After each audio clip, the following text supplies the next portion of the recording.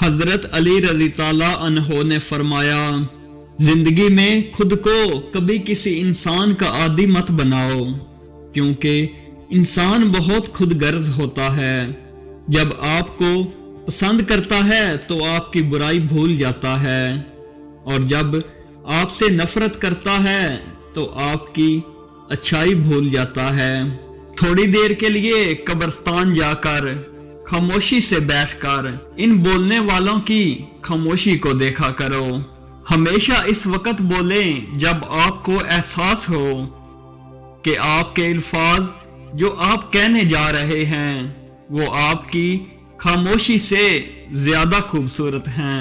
ماں باپ کے ساتھ تمہارا سلوک ایسی کہانی ہے جو لکھتے تم ہو، لیکن تمہاری اولاد تمہیں پڑھ کر سنا دیتی ہے۔